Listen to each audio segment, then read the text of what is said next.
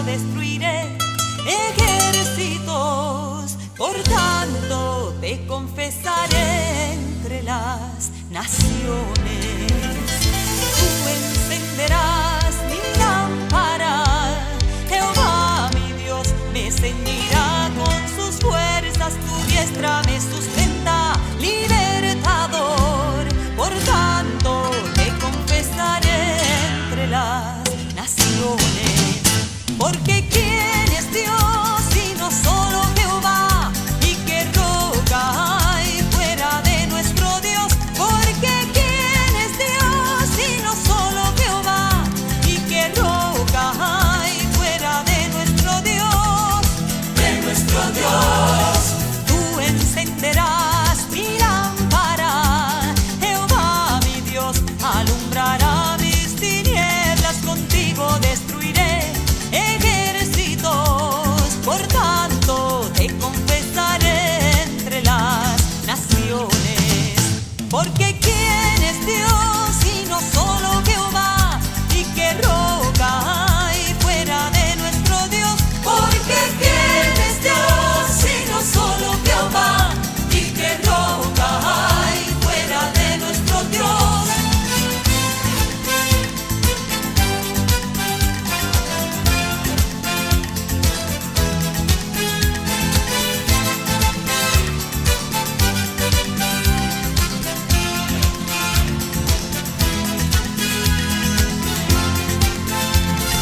Tú encenderás mi lámpara, Jehová mi Dios me ceñirá con sus fuerzas, tu diestra me sustenta, libertador.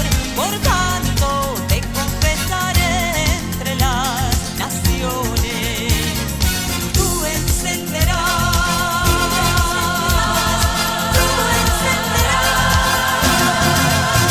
mi lámpara, mi lámpara.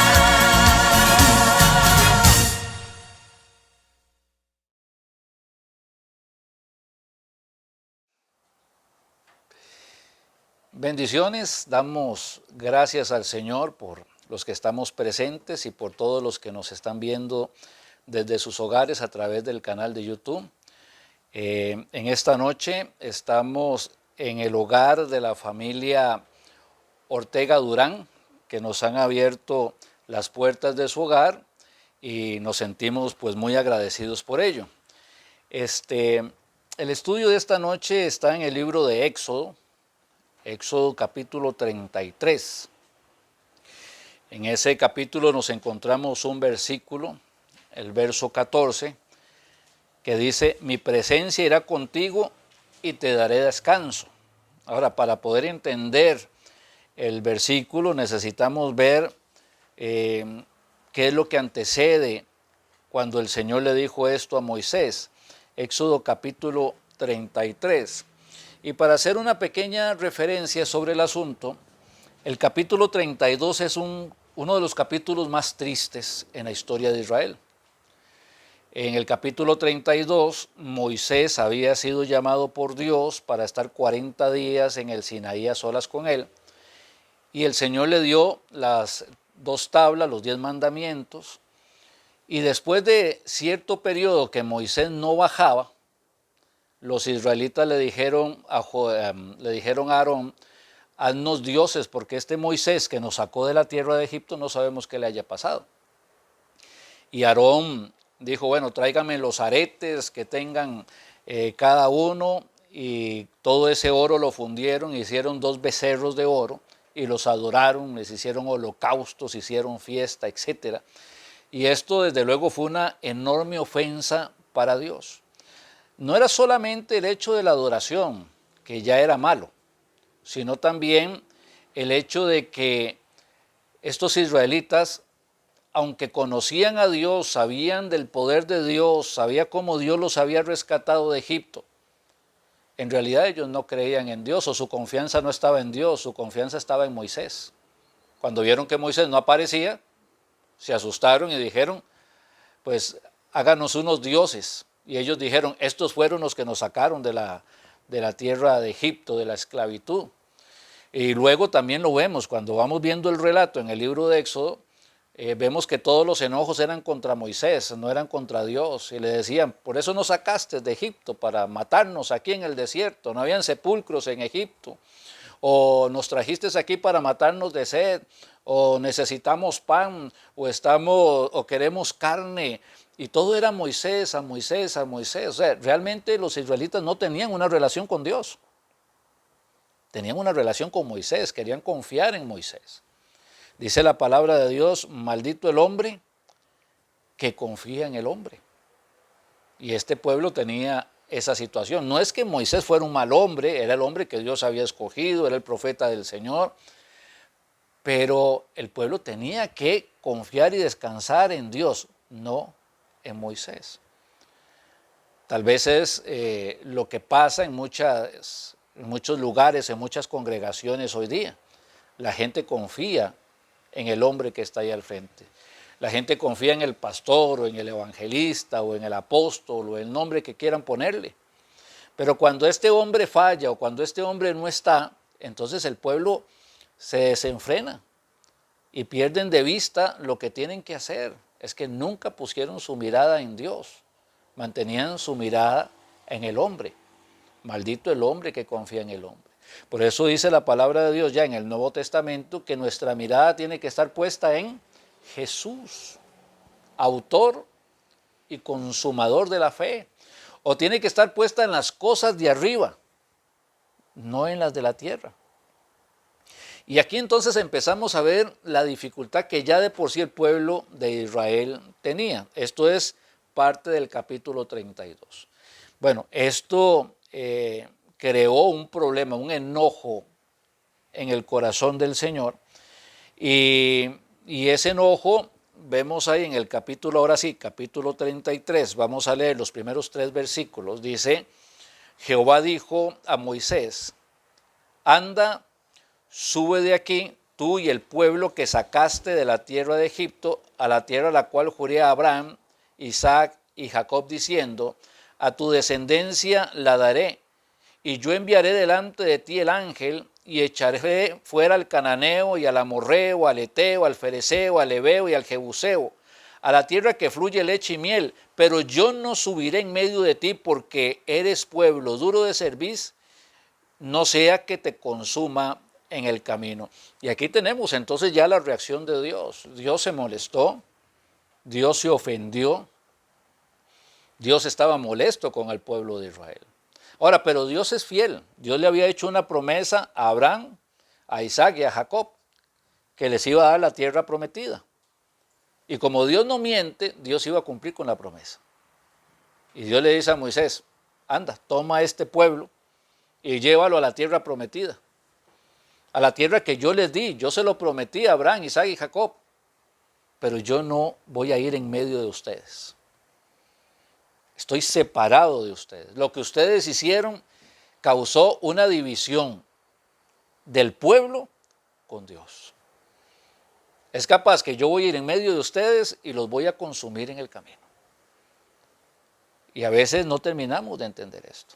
Dios es un Dios santo, santísimo.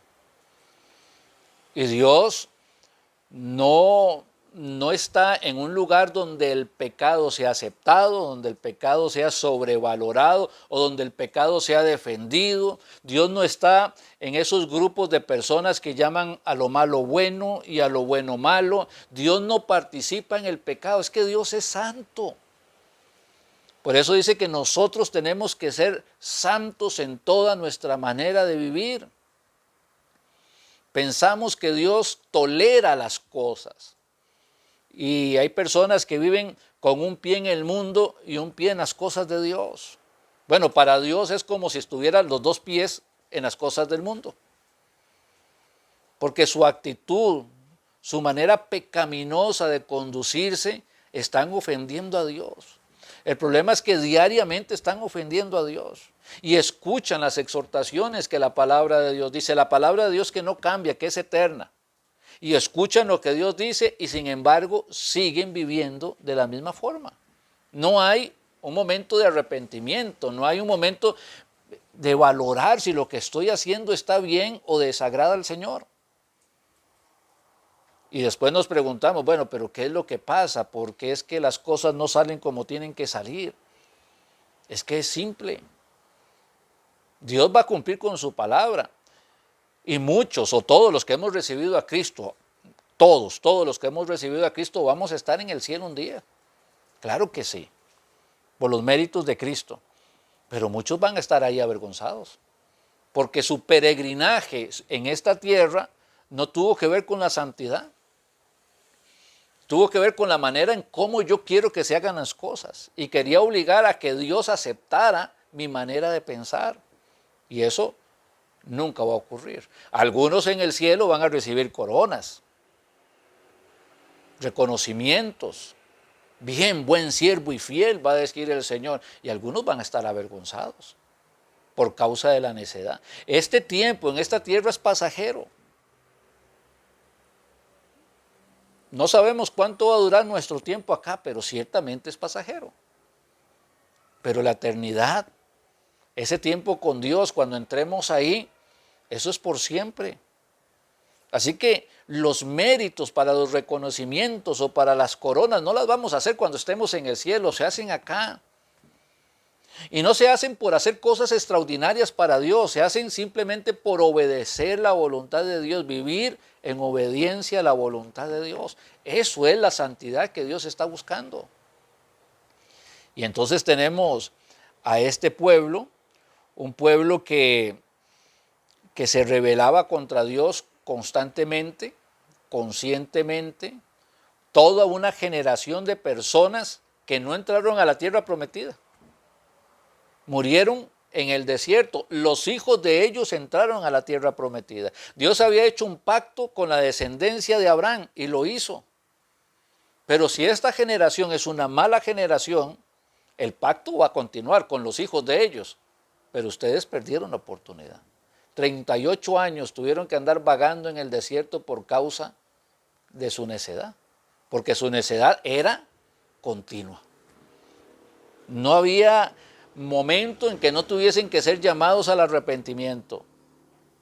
Y volvían a pecar siempre en las mismas fallas, siempre con la misma necedad.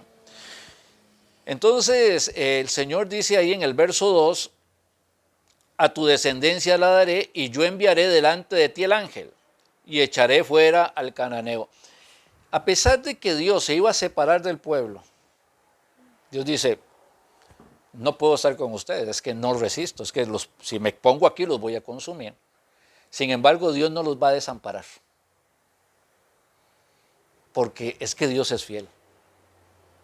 Y Dios no puede ser no fiel. Él es fiel, aunque el pueblo no lo sea.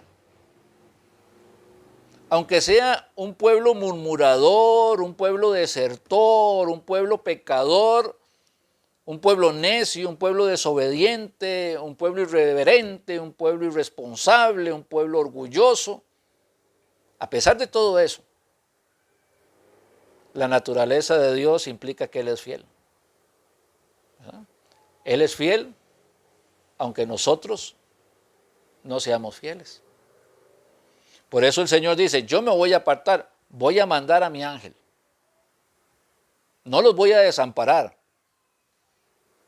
Voy a seguir cumpliendo, los voy a seguir protegiendo, los voy a seguir guiando. Porque Dios no desampara. Pero eso no significa de que Dios se sintiera bien con la actitud que tenía el pueblo de Israel. Ahora, los pecados del hombre no son nuevos, son los mismos. Es reiterativo, es un ciclo, es la misma necedad, el mismo orgullo, la misma vanidad. El pueblo de Israel, usted no ve que era un pueblo preocupado por buscar la gloria de Dios. Ellos solo decían, tengo sed, tengo hambre, ¿por qué nos trajiste aquí? Y solamente murmuraban porque nunca buscaban la gloria de Dios, solamente andaban buscando su propia gloria.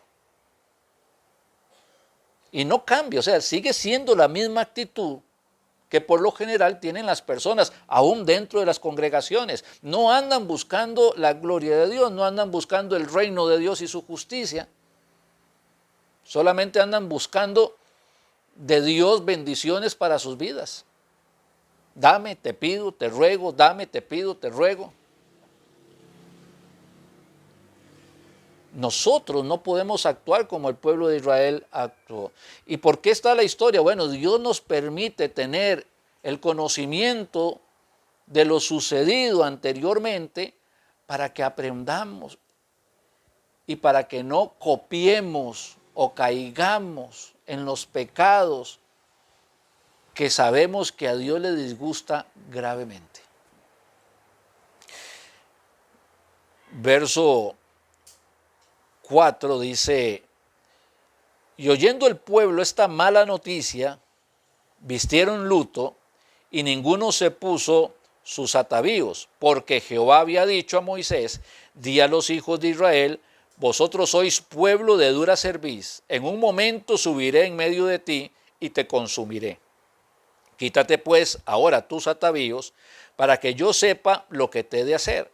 Entonces los hijos de Israel se despojaron sus atavíos desde el monte Horeb. Bueno, y aquí tenemos, sí, o sea, pusieron atavíos de silicio, atavíos de arrepentimiento. Ahora, el arrepentimiento puede ser verdadero o puede no serlo. Hay personas que pueden fingir arrepentimiento. La tristeza no necesariamente es arrepentimiento. Puede ser que yo haya hecho algo que me está causando problemas, le está causando problemas a mi familia o le está causando problemas a la congregación o al trabajo. Y eso me causa una profunda tristeza, no necesariamente me causa arrepentimiento. Medito en qué fue lo que fallé y cómo pude haberlo hecho mejor para no haber sido atrapado en lo que estaba haciendo. Ahora, esa tristeza no es arrepentimiento.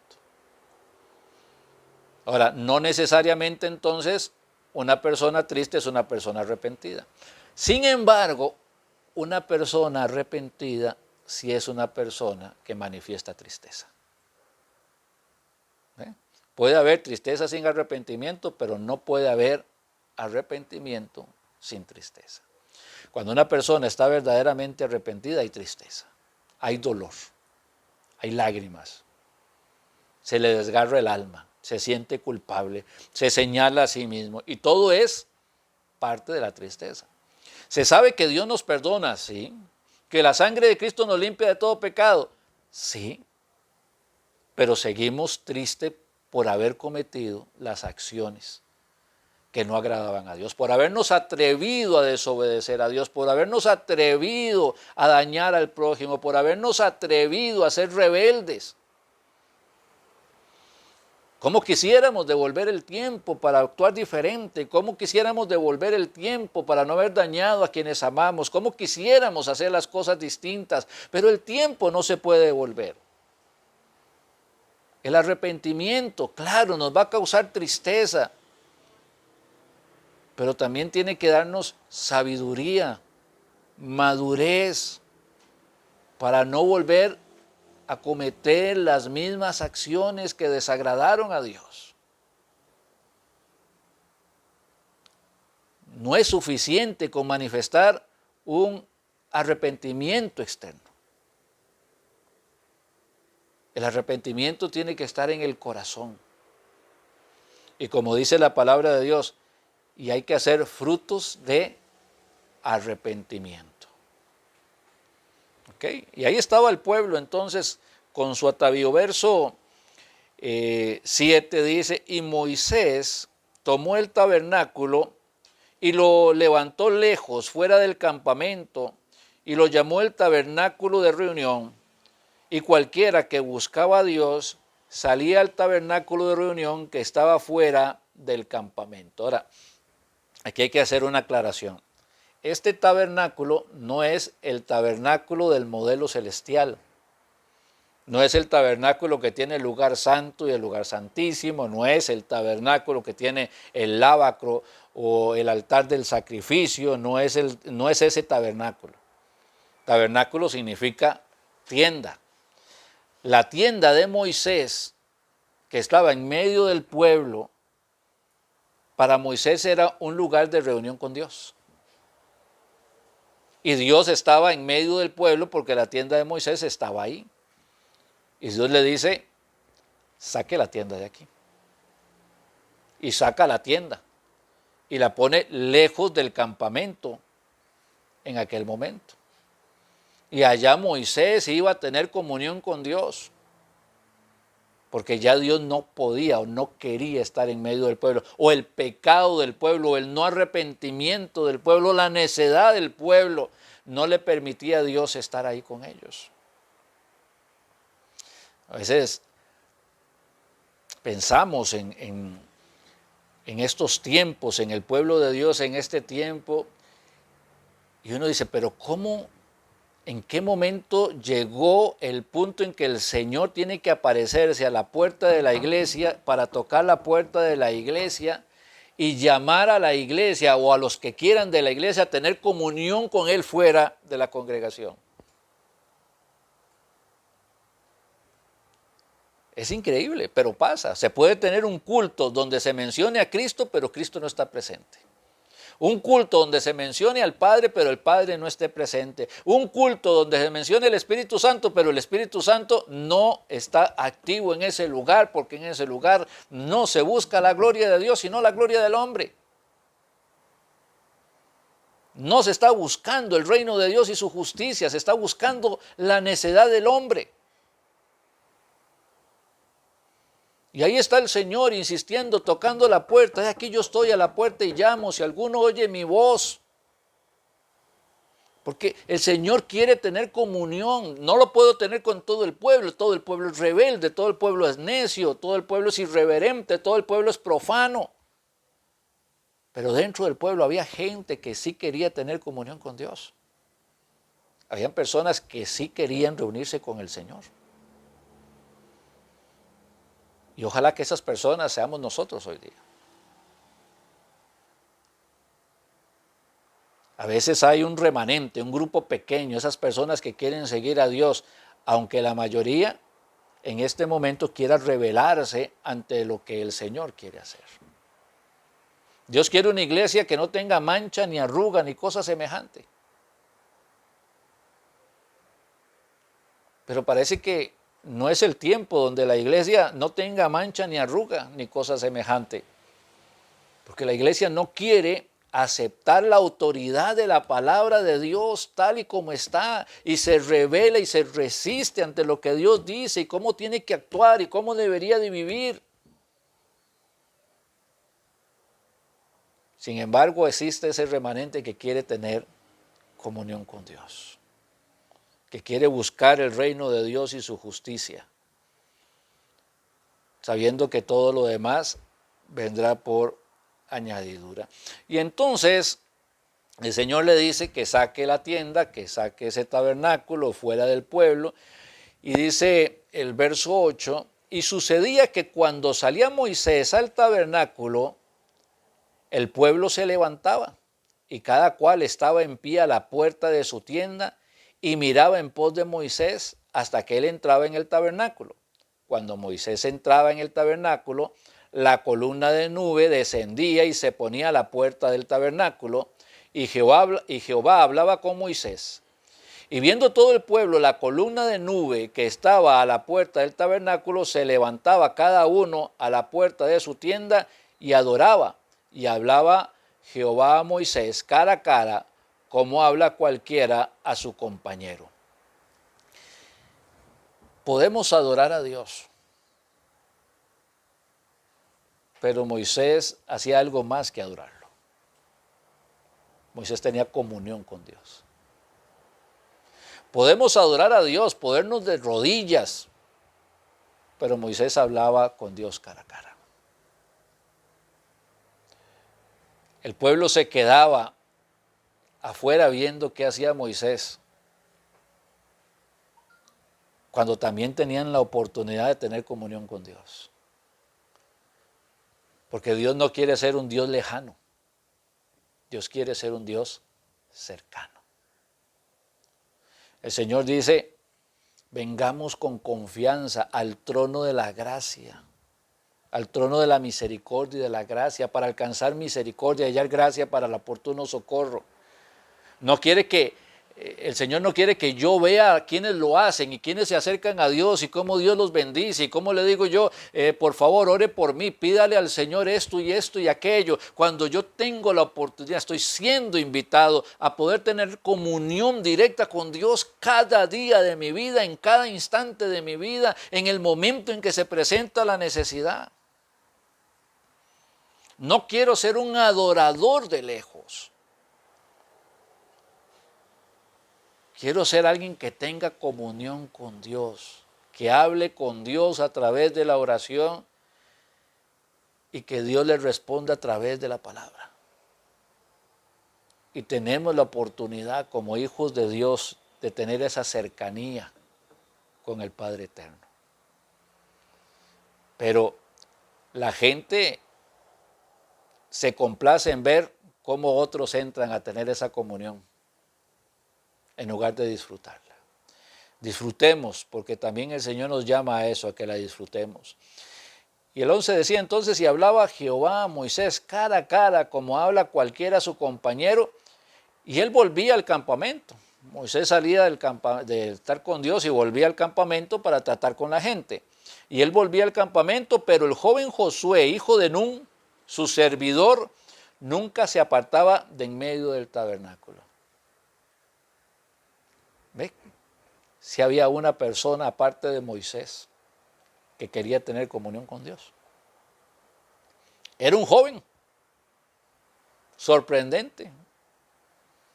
Pudo ser otro persona mayor de unos 80 años que haya tenido toda la experiencia y que diga, bueno, la vida sin Dios no vale de nada, ahora lo estoy buscando, ya tal vez un poco tarde, pero quiero buscarlo. Pero no vemos aquí que las personas de edad buscaran al Señor. Vemos que había un joven que buscaba a Dios. Que a veces se menosprecia la fe de los jóvenes. Pero la Biblia está llena de jóvenes, de Josué en este caso, un joven, de Daniel, de David, de Timoteo, de María, gente joven. Gente que de verdad, desde temprana edad, tenían temor de Dios, un valioso y maravilloso temor de Dios. Y que hacían la diferencia. Y el verso 12 dice, y dijo Moisés a Jehová, mira, tú me dices a mí, saca este pueblo, y tú no me has declarado a quién enviarás conmigo. Sin embargo, tú dices, yo te he conocido por nombre y has hallado también gracia en mis ojos. Y luego vemos que la persona que también el Señor conoce por nombre, le hace un llamado por nombre, ¿a quién es? A ese joven. Tal vez todos esperaban, no, el que viene después de Moisés tiene que ser Aarón, o tiene que ser Hur, o tiene que ser alguno de los ancianos mayores. Ese joven es la persona que Dios va a llamar por nombre, porque el Señor nos conoce por nombre. Y el Señor nos llama por nombre, porque a sus ovejas conoce por nombre, las llama por nombre. El Señor sabe quién soy, cómo me llamo, dónde estoy, qué es lo que pienso, qué es lo que quiero hacer, qué es lo que hay en mi corazón, qué es lo que valoro, qué es lo que no valoro. El Señor sabe cuáles son mis metas, cuáles son mis deseos, cuáles son mis anhelos. El Señor sabe si estoy buscando o no el reino de Dios y su justicia. ¿Qué no sabe el Señor? No podemos escondernos delante de Él. No podemos escondernos de su voluntad. Estamos llamados a ser siervos de Dios. Todos estamos llamados a ser siervos de Dios. Ahora pues, si he hallado gracia en tus ojos, le dice Moisés a Dios ahí en el verso 13, te ruego que me muestres ahora tu camino para que te conozca y halle gracia en tus ojos. Y mira que esta gente es pueblo tuyo. Y aquí está Moisés intercediendo por el pueblo ingrato. No, no es mi pueblo, Señor. Es tu pueblo. Porque muchas veces hombres en el liderazgo se apoderan de lo que no les pertenece. Cristo murió por el pueblo, Cristo murió por los creyentes, Cristo derramó su sangre en la cruz del Calvario por cada uno de esos creyentes. Cristo y solo Cristo, el dueño de la iglesia es Cristo, el cabeza de la iglesia es Cristo. Pero hay quienes se levantan y se apropian del pueblo de Dios, orgullosos, vanidosos, irreverentes, que parecen más hijos del diablo, que andan buscando un trono donde sentarse y que darle la gloria a Dios. El pueblo le pertenece al Señor. Ningún hombre murió por los salvos, ningún hombre murió por las almas. El que lo hizo fue el Señor Jesucristo, y a Él es la gloria, y a Él se le debe el respeto y la reverencia de cada uno de nosotros. Moisés, humilde, le dice: Señor, este es tu pueblo, no es mío. Te pertenece, a ti, es tuyo. Glorifícate, guíalo. Si le encomendamos nuestros caminos al Señor, la Biblia dice que Él enderezará nuestras veredas. Es tu pueblo, Señor. Y lo mismo podríamos decir: Señor, mi familia es tu familia, mis hijos son tus hijos, y todo lo que tengo también es tuyo, y vivo para tu gloria, y soy tu siervo, porque ese es mi llamado en este mundo. No quiero caer, y no debemos caer en la condenación del diablo, orgulloso, vanidoso y necio, sino que busquemos la gloria de Dios, la misericordia de Dios y la bondad de Dios. Y el Señor le dice a Moisés: mi presencia irá contigo y te daré descanso, que es el verso que les decía al principio. Y le dijo: mi presencia irá contigo y te daré descanso. Y cuando somos humildes, obedientes, sinceros, cuando tenemos esa comunión con Dios, cuando no queremos el orgullo y la vanidad, cuando no andamos buscando nuestro propio reino, cuando sabemos que el pueblo le pertenece a Dios y no nos pertenece a nosotros, cuando sabemos que tenemos que ser siervos, siempre siervos, en lo que Dios nos llame, de la manera como nos llame, cuando nos llame, y que solamente tengo que ser obediente. Tengo la promesa del Señor que Él va a ir conmigo. En el valle de sombras de muerte, Él va a estar conmigo. Él va a estar conmigo todos los días hasta el fin del mundo. Y todo lo que me pida hacer, aunque parezca imposible hacerlo, sé que se puede lograr porque es Dios quien lo va a hacer a través nuestro. Debemos entonces animarnos, alegrarnos, esforzarnos, ser valientes, porque Dios va con nosotros. Y aún en medio de las circunstancias nos dará descanso. Este es nuestro bendito Señor. Este es nuestro Señor Todopoderoso, que quiere bendecir a su pueblo, que quiere bendecirnos a cada uno, porque andamos buscando el reino de Dios y su justicia, y que el Señor se glorifique en nuestras familias y en la congregación. Vamos a orar. Amado Padre, en el nombre de Cristo, te pedimos por cada hermano, por cada hermana que está escuchando este mensaje, aún por los que no lo están haciendo, para que tú des sabiduría, des entendimiento, para que comprendamos que ya no nos pertenecemos, que hemos sido comprados por precio, que nosotros somos tus siervos, que tenemos que buscar tu gloria, honrar tu nombre, que podemos tener comunión contigo, entender, Padre, que eres santo y que no estás, Señor, de acuerdo con el pecado, que te ofendes con el pecado. Y pedimos que tú nos perdones, Señor, si te hemos ofendido, si hemos sido irreverentes. Padre, en el nombre de Cristo, que pueda haber un cambio en nuestras vidas, que lo que hemos aprendido quede sembrado en nuestros corazones y produzca frutos de santidad y servicio para honrarte, para glorificarte y para bendecirte. Te lo pedimos, Señor, en el nombre de tu Hijo Jesucristo. Amén y amén.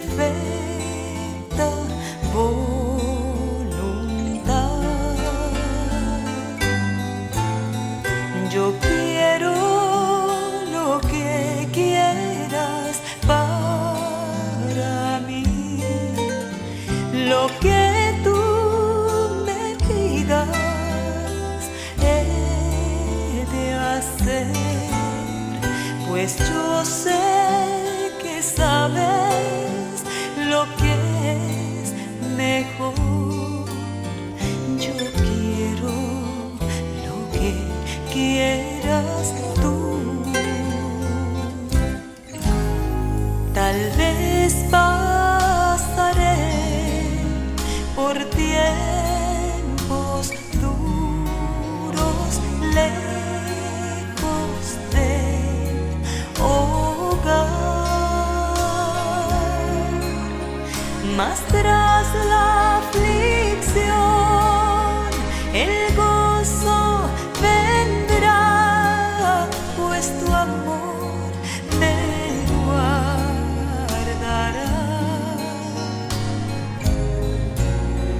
Yo quiero lo que quieras para mí, lo que tú me pidas he de hacer, pues yo sé que sabes lo que es mejor. Yo quiero lo que quieras tú. Contenta estoy, me hace